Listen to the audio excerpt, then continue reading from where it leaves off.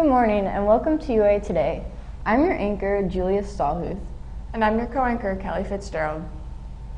Today, there's going to be stories varying from happy to tear-jerking.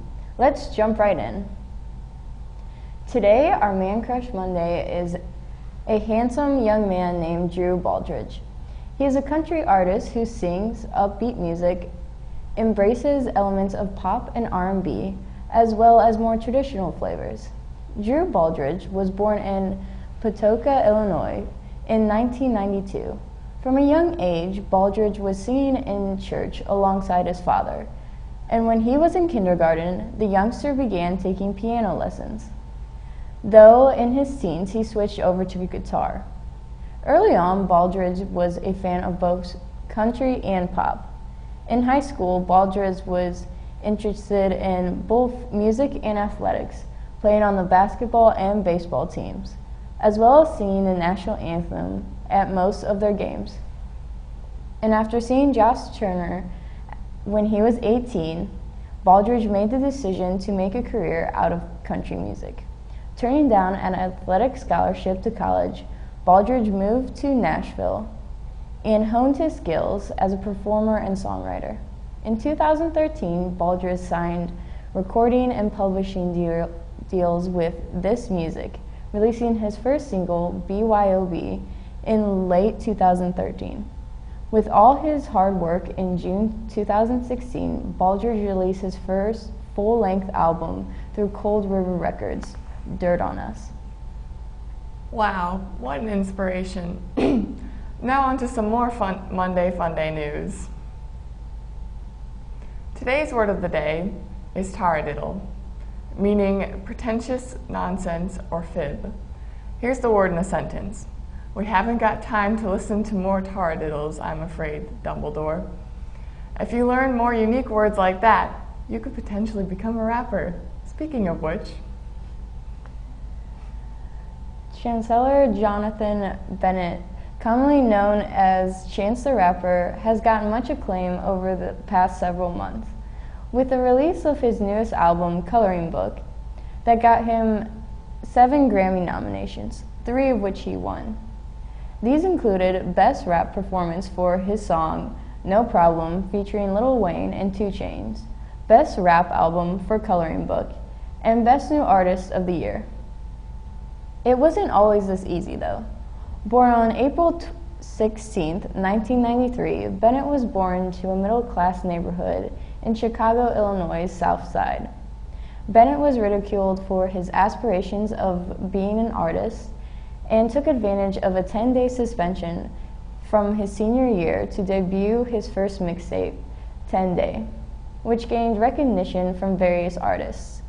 He joined Childish Gambino on his 2012 tour of America later that year. He would later break through with another mixtape in 2013 that gained him much of his fame today.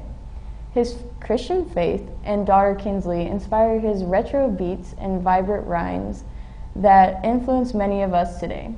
Now let's hear the joke of the day. What do you call a pile of kittens? I don't know, Julia. A mountain.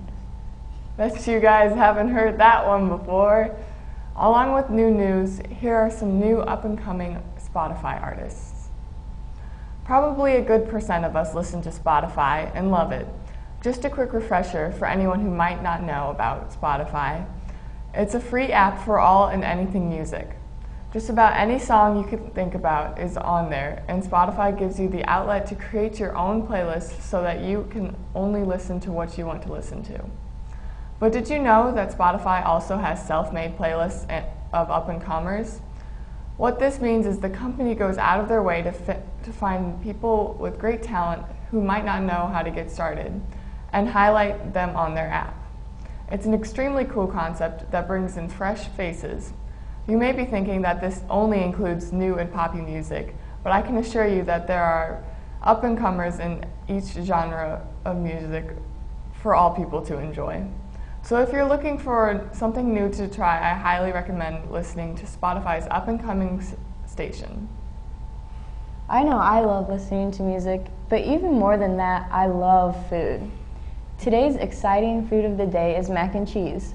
It was first thought that macaroni and cheese was a casserole that had its beginnings at a New England church supper. But in southeastern Connecticut, it was known long ago as macaroni pudding. But the most famous story, and more than likely the original story, it is said that the classic macaroni and cheese returned with Thomas Jefferson to Virginia after he went to Italy. Jefferson had brought back a pasta machine from Italy. His daughter Mary Randolph became the hostess of his house after Jefferson's wife died, and she is credited with inventing the dish using macaroni and Parmesan cheese. Later, the Parmesan cheese was replaced with cheddar cheese. Anyway, that's just one story. Now on to something that's happening in St. Louis today. The weather for today is a high of 59 and a low of 41. But don't forget to grab your coats because there's a slight chance of rain. Although rain is a possibility, don't worry, there are still plentiful opportunities for fun today. For example, you can read a book, complete your homework, or you can visit the polar bears in the St. Louis Zoo because today is National Polar Bear Day and is the day to become aware of the conservation efforts that are trying to be made in order to save this endangered species. Polar bears can reach 9 feet tall and weigh over 1,400 pounds. Despite this, polar bears are excellent swimmers due to their webbed front paws. Unfortunately, polar bears have to be able to swim because of the decline of their natural habitat. Many ice sheets have been melting due to global warming. Today, organizations all over the world gather to try and find a solution to this ongoing problem. that was very interesting facts. Now on to another interesting topic. UA Today went around UA asking girls if they knew anything about current events. The questions ranged from politics to Grammy winners, and we got some interesting answers.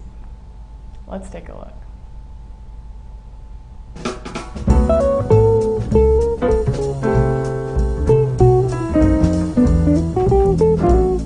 Whose brand did Nordstrom's drop, causing a boycott from Trump supporters? Ivanka Trump. Ivanka Trump. Cotton. How many tornadoes struck the New Orleans metropolitan area this month? 12. 3. 4. 3. Who is this? Nicolas Cage. Tim Daly.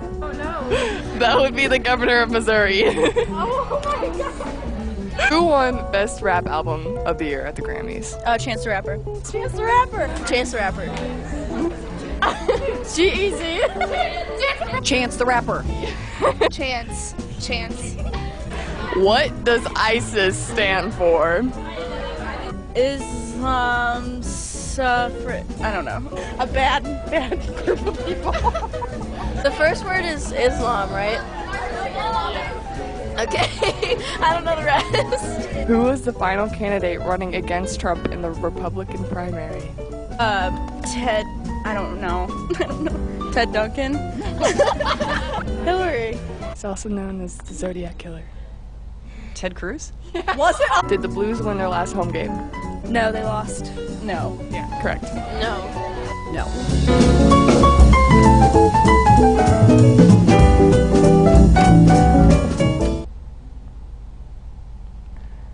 Many of us think that lions are just dangerous animal kings, but take a look at what these lions did.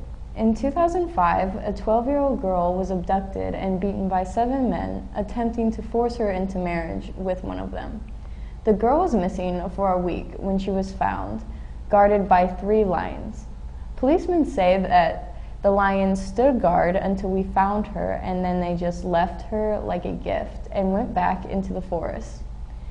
If it weren't for these lions, the girl's fate most likely would have been far worse.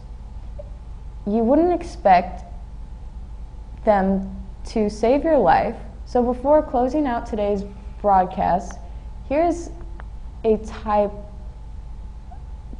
to don't judge a person by its cover, because like the lines, people can surprise you and save your life. Before closing out today's broadcast, teachers, please go on to your emails and show the class a video sent from the counseling office. Closing out today's broadcast, we would like to thank our amazing crew behind the scenes. Mrs. Lang, Kelly Goosen, our producer, Rachel Mertens, our teleprompter, Kelly Weaver, our board operator. We challenge you today to do a random act of kindness. You never know when someone needs their day to be brightened. I'm Julia Stallhuth, And I'm Kelly Fitzgerald, reminding you to make the most of your day.